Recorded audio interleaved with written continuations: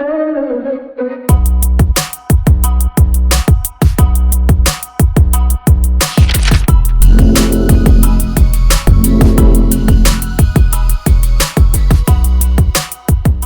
Guys, आज हम लोग चालू करने वाले हैं लिब्रा ऑफिस की सीरीज़। अब लिब्रा ऑफिस किस लिए, इसका रीज़न क्या ही है, ये ओपन सोर्स है, फ्री टू यूज़ है, आप कुछ भी कर सकते हैं, इसके लिए पे नहीं करना है और बहुत आराम से मिल जाता है वेबसाइट पे। बहुत छोटा सा है, डाउनलोड हो जाता है और ढेर सारे फीचर्स के साथ आता है। साथ में क्या exams O level triple C जैसी जगहों पे बहुत ज़्यादा पूछे जाते हैं, इसी से क्वेश्चंस आते हैं नए सिलेबस के हिसाब से। गवर्नमेंट एग्जाम्स और भी जितने जिसमें कंप्यूटर साइंस से रिलेटेड बेसिक पूछा जाता है उसमें लिब्रा ऑफिस ही आ रहा है। स्कूल्स में लिब्रा ऑफिस को इंट्रोड्यूस कर दिया गया है। इससे पहले हम लोग माइक्रोसॉफ्ट ऑफिस का इस्तेमाल करते थे, पर अब हम लोग लिब्रा ऑफिस का इस्तेमाल करना सीखेंगे, उसके सारे टूल्स जानेंगे। जैसे माइक्रोसॉफ्ट ऑफिस में MS वर्ड होता है, वैसे ही लिब्रा ऑफिस में होता है Libra office writer. Microsoft office में जैसे एक्सेल होता है, वैसे ही लिब्रा ऑफिस में होता है कैल्क या कैल्सी। या फिर अगर हम लोग बात करें उसके पावर पॉइंट की, जो कि बहुत फेमस है, बहुत ज़्यादा यूज़ होता है, तो पावर पॉइंट का अल्टरनेट ऑप्शन होता है यहाँ पे इम्प्रेस। तो अगर हम लोग बात करें दो सबसे इंपॉर्टेंट टूल्स की, तो वो कैल्क और इम्प्रेस हैं। मतलब आप अपने पूरे बिजनेस को रन करा सकते हो कैल्क पे। अगर आप बिजनेस या किसी जॉब में काम कर रहे हो, कुछ भी कर रहे हो, डेटा एंट्री का काम कर रहे हो, कैल्क बहुत ज़रूरी चीज़ है। और किसी चीज़ को प्रेजेंट करना, उसकी सारी आपको प्रेजेंटेशंस बनाना, आप इलस्ट्रेशंस दिखाना, सारी चीज़ें आप पावर पॉइंट पे कर सकते हो। पर हम लोग जो शुरुआत करेंगे वो सबसे बेसिक और सबसे यूज़फुल एक और इसका सॉफ्टवेयर है राइटर, जो कि MS वर्ड के जैसा है, जिस पे हम लोग आर्टिकल्स, पेजेस, बुक्स, बहुत कुछ लिख सकते हैं। अपने प्रोजेक्ट्स हम लोग बहुत ज़्यादा उसी पे बनाते थे। तो ये सारी चीज़ें हम लोग चालू करेंगे कैल्क। तो शुरुआत करने से पहले हम लोग देखेंगे कि आखिर इसको डाउनलोड कैसे करते हैं। अगर यहीं पे MS वर्ड होता, अगर यहाँ पे हम लोग का माइक्रोसॉफ्ट ऑफिस होता तो उसको डाउनलोड हम कर लेते, पर फीचर्स पूरे नहीं यूज़ कर पाते। इसका रीज़न ये है कि वो फ्री नहीं है, ओपन सोर्स नहीं है। ओपन सोर्स सॉफ्टवेयर्स मैंने पहले भी बताया आपको, ओपन सोर्स सॉफ्टवेयर वो होते हैं जिसको आप डाउनलोड कर सकते हो। आपको किसी से परमिशन नहीं लेनी है, आपको किसी को पे नहीं करना है। वो ओपन सोर्स मतलब सबके लिए फ्री टू यूज़ है और ऑनलाइन दे रखा है। आप सीधे उनकी ऑफिशियल वेबसाइट से डाउनलोड कर सकते हो, कोई क्रैक या अलग से आपको डाउनलोड करने की ज़रूरत नहीं है। तो मैं आपको बताता हूँ सबसे पहले कि इसको डाउनलोड कैसे करते हैं। तो हम लोग अपनी स्क्रीन में क्या करेंगे, सबसे पहले चलते हैं, गूगल क्रोम खोल लिया जाए, कोई भी ब्राउज़र आप खोल लीजिए। अब किसी भी ब्राउज़र पे सबसे पहला काम हम लोग ये करेंगे, लिब्रा ऑफिस का सीधे वेबसाइट खोलते हैं, लिब्रा ऑफिस डाउनलोड। ठीक है, अब लिब्रा ऑफिस के वेबसाइट पे हम लोग आ चुके हैं। ये हमारी वेबसाइट लोड हो गई। अब यहाँ से हम लोग क्या कर सकते हैं, हम लोग अपना ऑपरेटिंग सिस्टम सिलेक्ट कर सकते हैं, 64 बिट या 32 बिट, जिस हिसाब से भी आपका हो। आप चेक कर सकते हैं कि आपका ऑपरेटिंग सिस्टम या प्रोसेसर कौन से बिट पे रन करता है। अगर 32 बिट पे चलता है तो आप सिर्फ 32 बिट वाला विंडोज़ डाउनलोड करिएगा, और अगर 64 बिट है तो आप दोनों में से कोई भी चला सकते हो, 64 बिट चाहे 32 बिट। तो मैं रिकमेंड करूँगा, चेक करने का बहुत ईजी तरीका है। माई कंप्यूटर खोलिएगा, simply right click this PC में जाइएगा, राइट क्लिक करिएगा, प्रॉपर्टीज़, और प्रॉपर्टीज़ में आपको यहाँ दिख जाएगा 64 बिट ऑपरेटिंग सिस्टम, और प्रोसेसर कितने पे बेस्ड है, वो भी 64 बिट्स पे। तो यहाँ से आप चेक कर सकते हो। तो अब हम लोग जब चेक कर चुके हैं तो हमें यहाँ पे लेटेस्ट वर्जन जो दिखा रहा है 7.1.5 है। सारे फीचर्स यहाँ साइड में दिए हुए हैं, सब कुछ दिया हुआ है। तो हम लोग लेटेस्ट वर्जन कोई भी, जो भी आपको सही लगे आप डाउनलोड कर लीजिएगा। 32 बिट है तो 32 बिट पे क्लिक करिएगा और सीधे यहाँ पे हमें डाउनलोड पे क्लिक करना है। तो मैं ऑलरेडी डाउनलोड करके रखा हुआ हूँ। जैसे ही आप डाउनलोड कर लेंगे तो आपको कुछ ऐसा सेटअप दिखेगा। ठीक है, ये डाउनलोड जो भी आप फोल्डर करोगे, डेस्कटॉप पे नहीं, डाउनलोड्स करके जो माई कंप्यूटर में जब भी आप जाओगे दिस PC में, तो यहाँ पे आपको डाउनलोड्स का ऑप्शन दिखेगा, दिख रहा है। तो जो भी चीज़ आप डाउनलोड करते हो वो सब यहीं पे ही आता है। तो अब हम लोग बात कर लेते हैं कि इसको इंस्टॉल कैसे करेंगे। तो सिंपली इसको हमें सेटअप को रन करा देना है।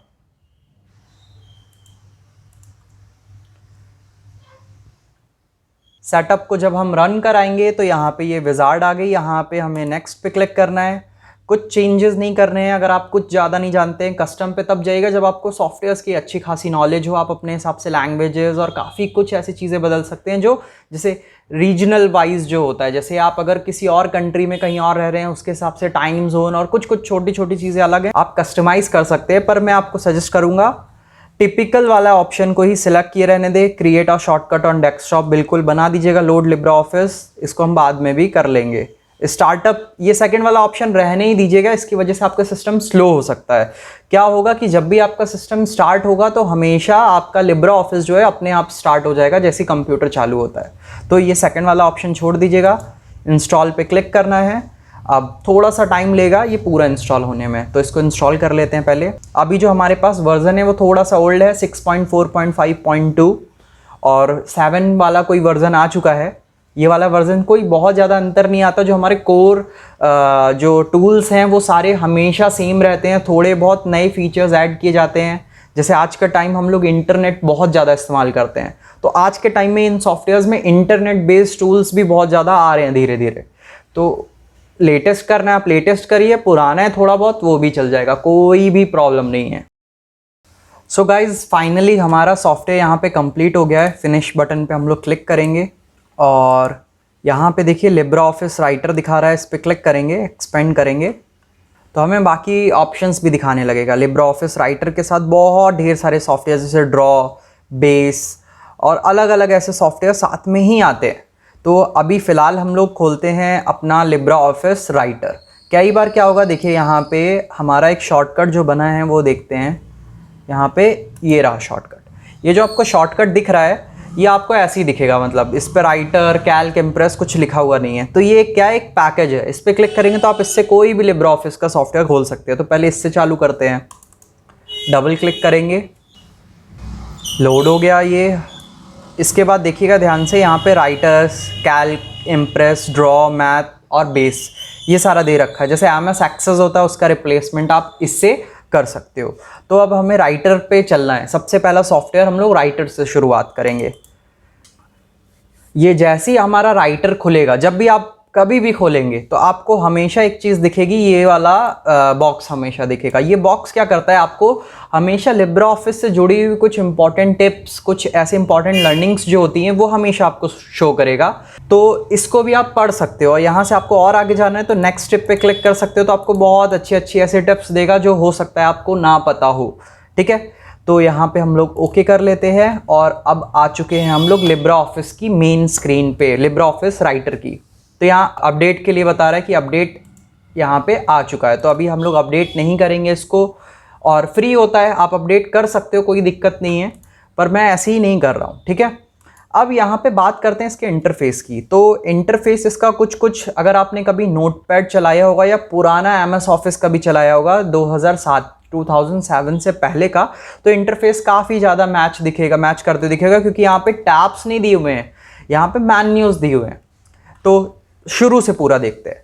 तो सबसे ऊपर वाले बार को हम लोग कहते हैं टाइटल बार। इसलिए इसको कहते हैं क्योंकि यहाँ पे जो आपकी फाइल है उसका नाम हमेशा दिखाता है, पर डिफॉल्ट नेम हमेशा क्या होता है, अनटाइटल्ड 1। तो ये आप याद रखिएगा कि अनटाइटल्ड 1 नाम से ही हमेशा दिखाता है। इसके बाद अगर हम लोग बात करें, 3 बटन यहाँ दे रखे हैं क्लोज करने के लिए, ये मिनिमाइज मैक्सिमाइज करने के लिए, ये रीस्टोर के लिए हमारा, और वापस इस पर क्लिक करेंगे ये बड़ा हो जाएगा। ठीक है, तो अब यहाँ पे मैंने बटन्स थोड़े आगे पीछे बोल दिए। ये वाला बटन जो है आपका रीस्टोर के लिए, रीस्टोर डाउन। जैसे इस पे वापस से जाएंगे तो देखिए मैक्सिमाइज दिखाएगा, और ये मिनिमाइज का बटन है।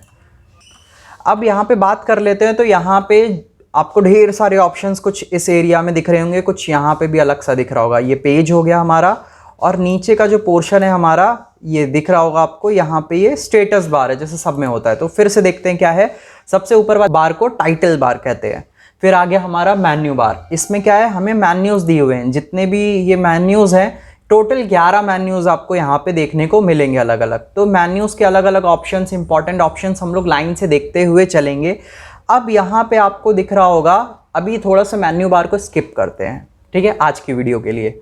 तो यहाँ पे आपको देखने को मिल रहा होगा एक ये बार, एक ये बार। ठीक है, तो यहाँ पे सबसे पहले वाले बार को कहते हैं, दोनों बार्स को मिला के बोलते हैं टूल बार। ठीक है, क्योंकि यहाँ सीधे सीधे हम लोग टूल्स को एक्सेस कर सकते हैं।